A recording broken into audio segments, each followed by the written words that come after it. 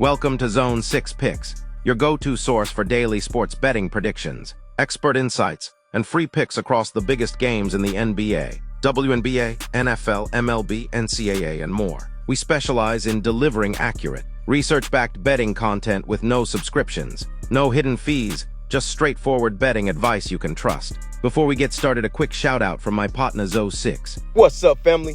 Thanks for tapping in with Zone 6 Picks, where we drop game picks every single day. Straight free picks, no pay for play. If you like winning, this is the zone you need to be in, Zone 6. Just show the channel some love, smash that like button, subscribe to the channel, and ring that bell so you don't never miss a money play. Let's eat. It's Monday Night Football, and the spotlight is on as the NFL delivers another primetime showdown. Tonight's slate brings divisional intensity and the kind of matchups that can swing a betting week in a big way. Let's break down the numbers, the trends, and the spread to find the best edge for tonight's action. This Monday Night Football clash between the Tampa Bay Buccaneers and the Houston Texans promises to be one of the more intriguing early season battles. With both teams entering Week 2 under different circumstances, the spread is as much about matchups in the trenches as it is about quarterback play. Let's dive into the details that matter most before you place a wager. The Buccaneers are riding momentum after a Week 1 victory against the Atlanta Falcons,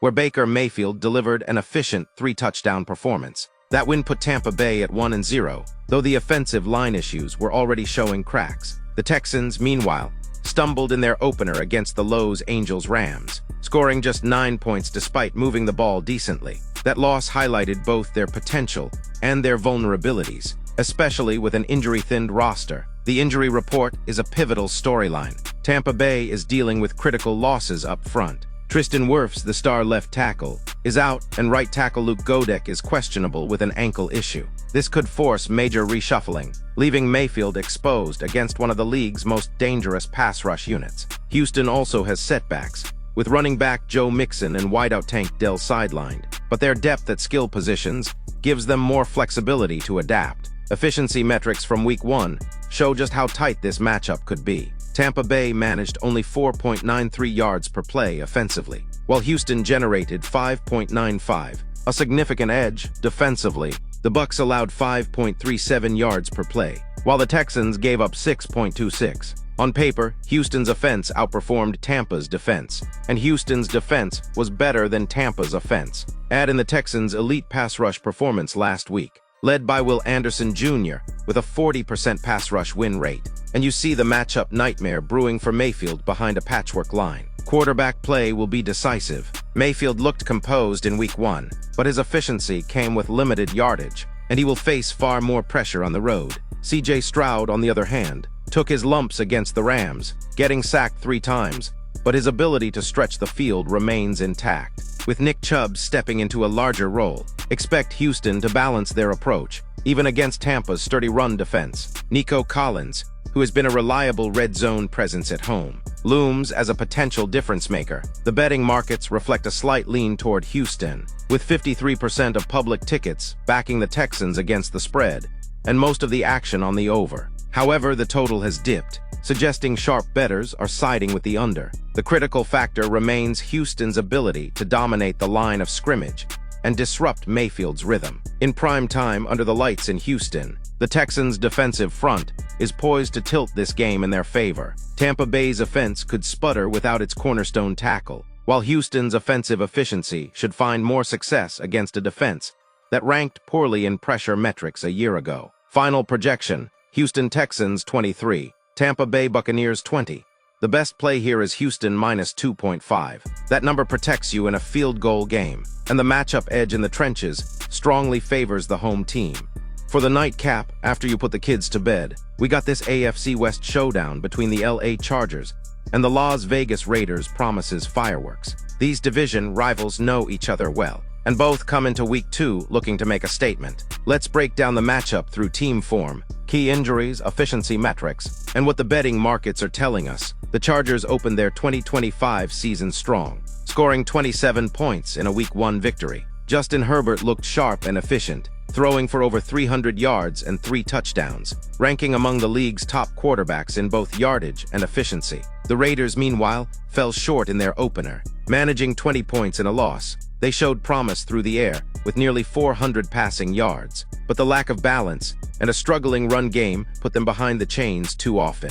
Injuries are playing a big role in this game. The Chargers are without several key contributors, including left tackle Rashawn Slater, linebacker Denzel Perriman, and corner Elijah Molden. That thins out both protection and defensive depth. The Raiders are also short-handed, missing rookie lineman Jackson Powers Johnson and backup quarterback Aiden O'Connell. While talented tight end Brock Bowers is questionable, neither side is at full strength, but the depth of LA looks better positioned to weather those absences. Statistically, both teams lit up the passing game in Week 1.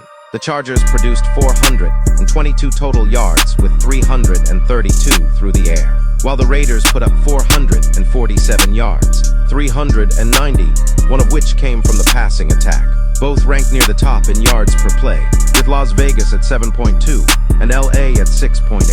The difference came on third down, where the Chargers converted nearly 60% of their chances, while the Raiders struggled at 38%. Defensively, Las Vegas allowed slightly fewer yards per play, but their pass rush was non-existent. They recorded 0 sacks and failed to generate consistent pressure. That's a dangerous weakness when facing Herbert, who excels when given time to operate. The Chargers, by contrast, did record 2 sacks and at least showed the ability to disrupt. Skilled players also stood out.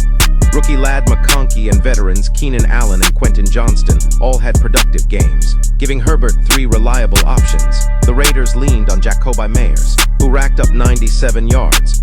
But the run game faltered badly with Ashton Jeanty averaging just 2 yards per carry. That lack of balance puts extra pressure on the Raiders' passing game to keep up. The betting markets list LA as a modest favorite, hovering between -3 and -3.5 depending on the book. The total is set in the mid-40s, with some early action leaning toward the over. The spread reflects confidence in Herbert's ability to exploit a weak pass rush, while the Raiders' reliance on the deep ball raises questions about consistency. Ultimately, this game comes down to whether the Raiders can generate pressure on Herbert. If they cannot, the Chargers' passing attack should control the game. Las Vegas will have moments, especially with their big play receivers, but their inability to finish drives and their lack of defensive disruption tilt the balance toward LA. Final projection, Chargers 27, Raiders 23. The recommended play is LA -3. Herbert's efficiency, paired with a versatile receiving core, gives the Chargers the edge in what should be a competitive but decisive win. That does it for tonight's breakdowns. So to recap it back in the first matchup, I'm backing the Houston Texans to get it done against the Buccaneers, thanks to their defensive front and ability to pressure Baker Mayfield behind a banged-up offensive line. In the second game, I'm rolling with the Chargers to cover against the Raiders, with Justin Herbert and that receiving core looking set to exploit a defense that couldn't generate pressure in Week 1. Those are the angles I'm riding with for this Monday Night Football slate.